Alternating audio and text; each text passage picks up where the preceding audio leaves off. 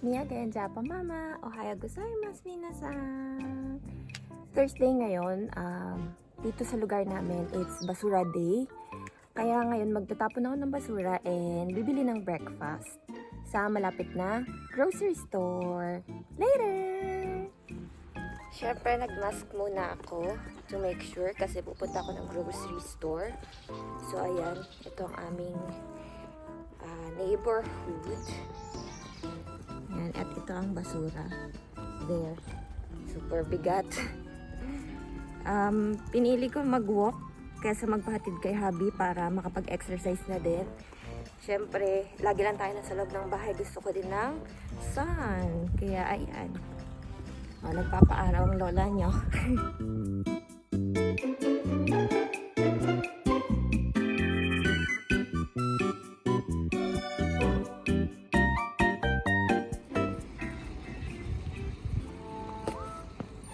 So, ito na ang aming bin para sa aming lugar. Medyo maliit siya compared dun sa dati naming tinitirhan. Tapos, ayan.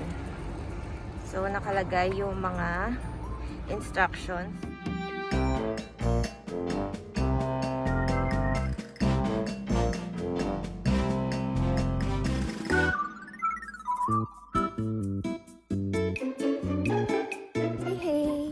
Tapos na tayo magtapon, so punta na tayo sa grocery store.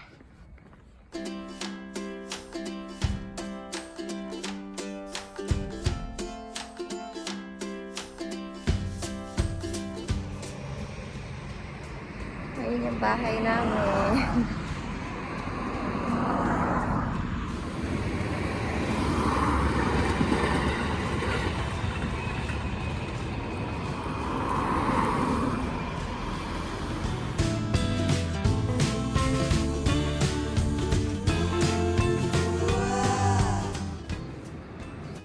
Dang, I'm here!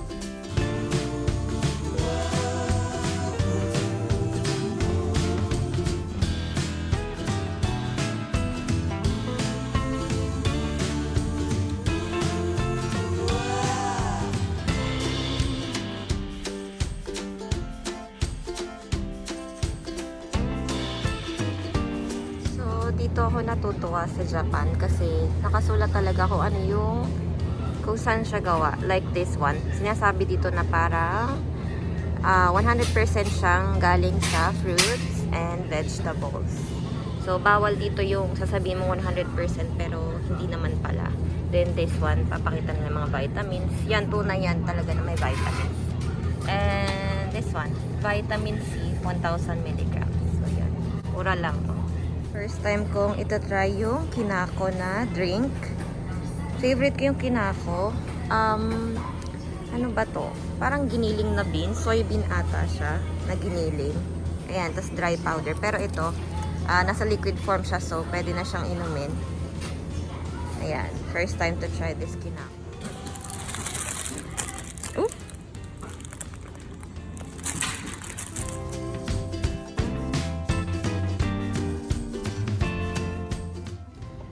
Ito, pag may ganito, ibig sabihin, may 20% discount. 98, so 78 na lang siya since medyo ilang days pa before expiration, pero let's get it.